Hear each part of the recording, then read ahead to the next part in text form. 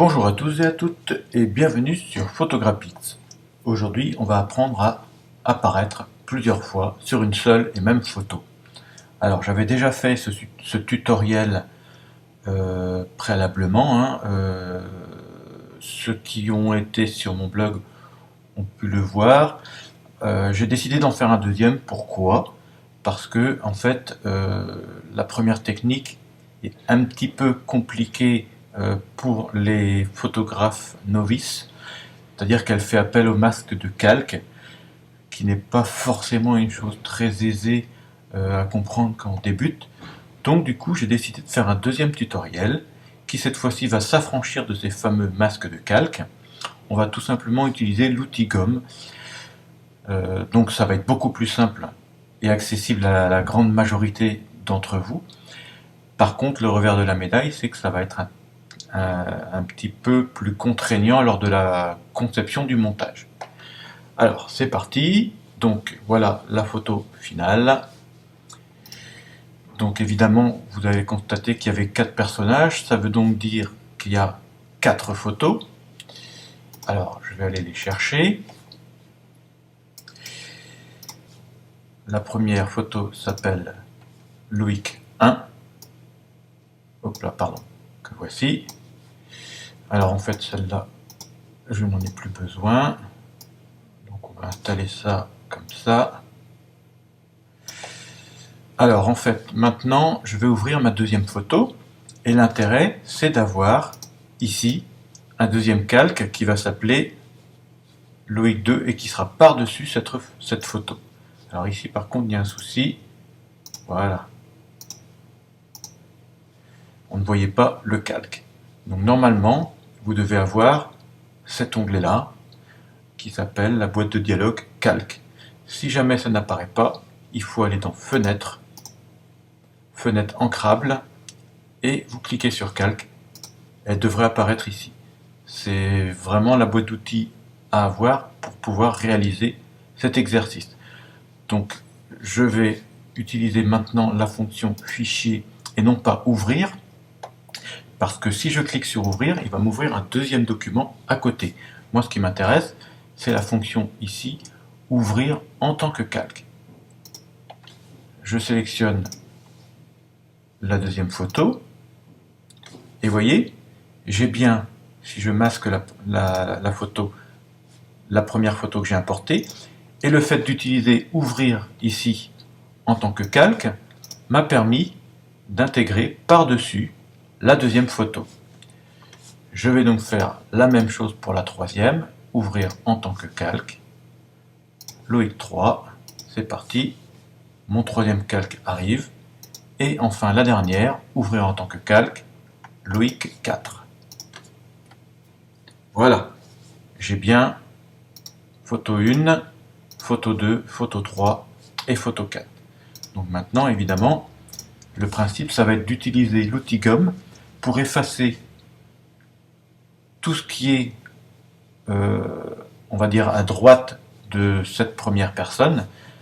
Donc si tout ce qui est à droite et ici est effacé, on verra ce qu'il y a sous le calque du dessous, à savoir cette personne-ci. On enlèvera ensuite tout ce qui est à droite de cette personne-ci pour faire apparaître celle-là. Et pareil, ici, on enlèvera ce qui est à droite et ça permettra de voir cette quatrième personne.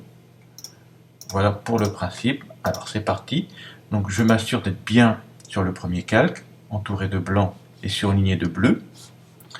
Je prends mon outil gomme ici. Je peux donc bien sûr jouer sur sa taille. Alors on va peut-être pas faire trop grand parce que c'est compliqué ici. Il y a le coup de la feuille. D'ailleurs, pour bien savoir où je vais l'agrandir. Et je vais commencer par cette partie justement un peu complexe. Voilà. Alors, je peux jouer également sur sa dureté, c'est-à-dire que si ici je décide d'avoir une dureté importante,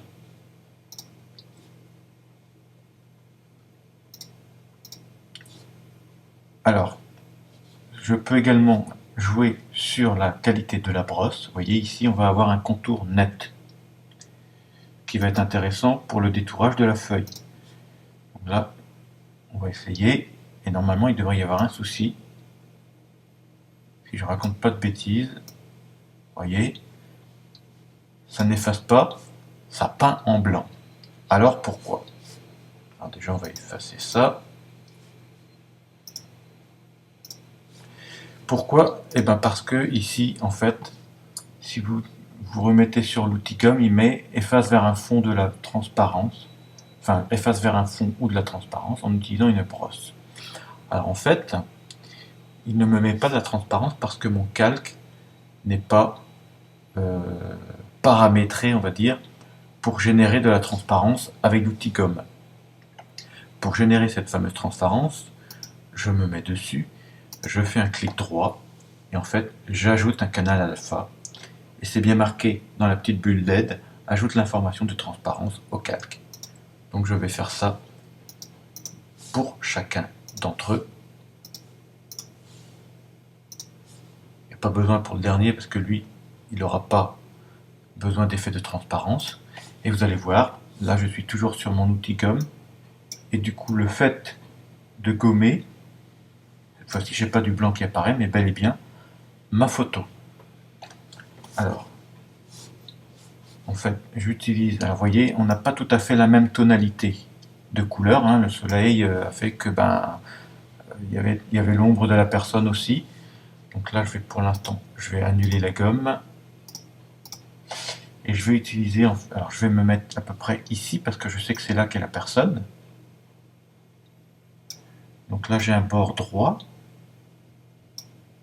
Alors j'y vais un peu vite, hein, mais c'est vraiment pour vous montrer. Vous voyez ?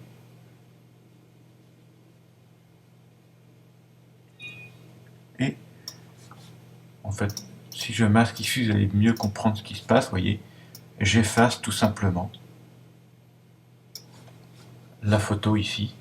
Et c'est ce qui permet effectivement de voir ce qu'il y a derrière. Alors, une autre astuce aussi pour travailler, on va dire, de manière plus précise, c'est de diminuer l'opacité du calque. C'est-à-dire qu'ici, plutôt que d'avoir cette photo-là visible à 100%, je vais par exemple la mettre à une cinquantaine de pourcents, et ça me permet de voir où est mon personnage. Et comme ça, je peux plus facilement, hop, l'antenne, les cheveux, vous voyez, je peux plus facilement voir où passer le tampon, enfin la gomme, pardon. Donc ici, attention à pas, on voit pas bien la feuille, du coup, on va peut-être mettre un peu plus, voilà.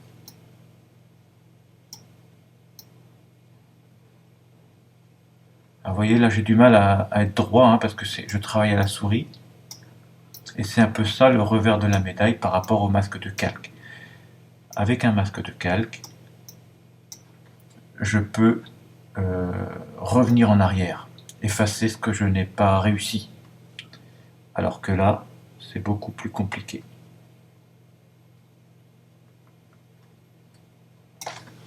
Alors maintenant, j'ai plus besoin d'avoir un trait droit. Je peux me permettre, enfin, un détourage ou un effacement de la photo qui soit net. On peut partir sur du flou. Pourquoi? Parce que vous allez voir, là, si je reviens à 100%, on voit les traits.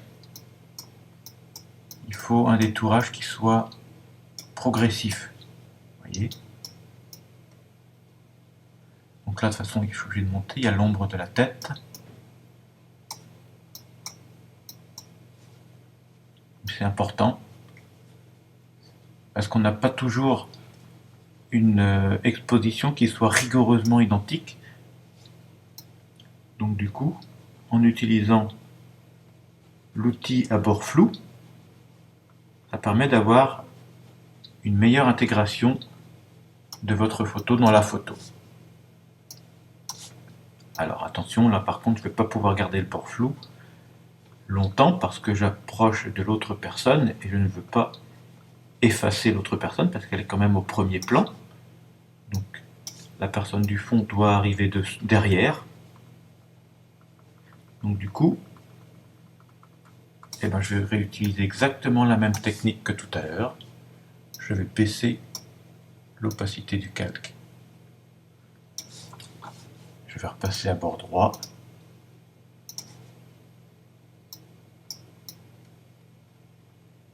Et je m'efforce de ne pas aller sur la chemise de la personne du premier plan.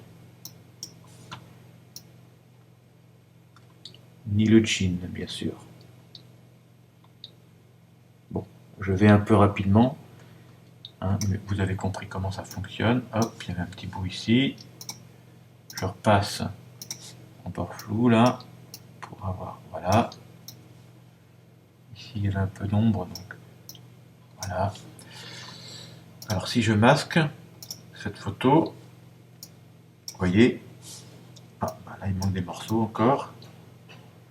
Alors, vous voyez ici par exemple, donc je vais diminuer la taille de la photo. C'est transparent, mais c'est pas assez transparent parce que si c'est ok pour la première personne, mais si ici ça n'est pas transparent, ici par exemple, je ne pourrai jamais voir la personne qui est là. Donc du coup, je suis obligé de rendre également cette partie-là transparente pour qu'on puisse voir la troisième personne. Et celle qui est assise sur le bord de la table ici, il va falloir également que là ce soit transparent. Donc du coup, ce que je fais, c'est que je remasque ça. Et du coup, on peut même partir sur des tailles beaucoup plus importantes.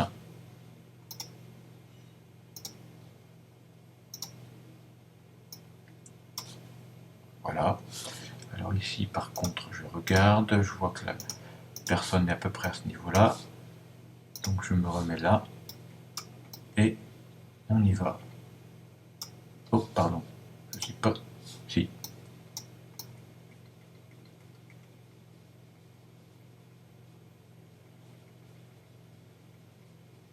Ah. On est pas mal. Et bien sûr, ici, il y en aura une autre. Comme ça, vous comprendrez mieux.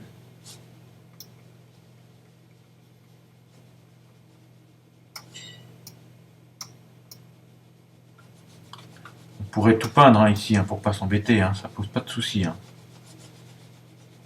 Comme ça, au moins, on est sûr que tout est transparent. Et ça facilite le montage derrière.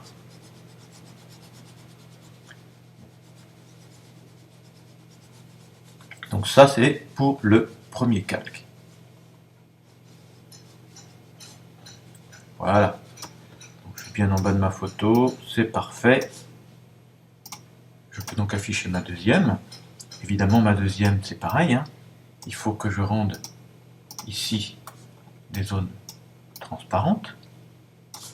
Alors, on va afficher la troisième, comme ça vous comprendrez mieux. Et là, je fais apparaître la troisième photo.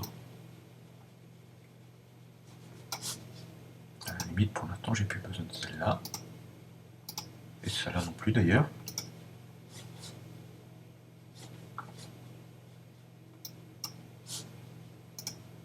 Non, c'est celle-là que j'ai plus besoin. Attention à ne pas se mélanger quand même.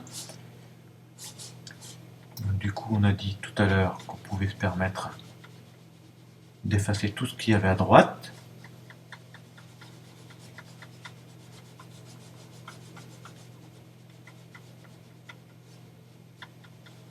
Alors, je ne sais plus jusqu'à quel endroit va monter la tête de la quatrième personne, mais ça doit être à peu près là. On pourra rectifier de toute façon après.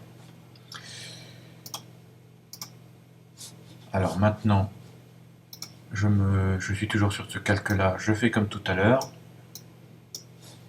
J'estompe légèrement la photo pour savoir précisément où passer la gomme.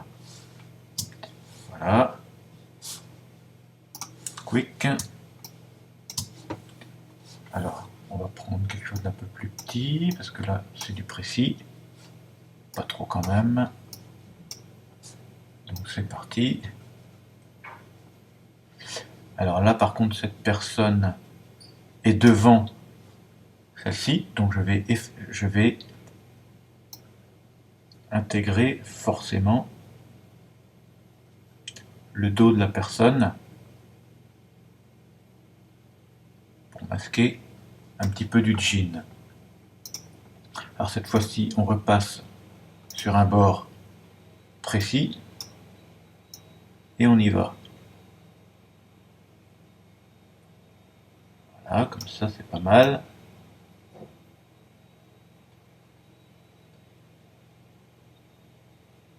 Alors attention, je vois que je fais une bêtise là. Vous voyez, si je me mets à 100%, donc comme il n'y a pas le fameux masque de fusion, je suis obligé de revenir en arrière.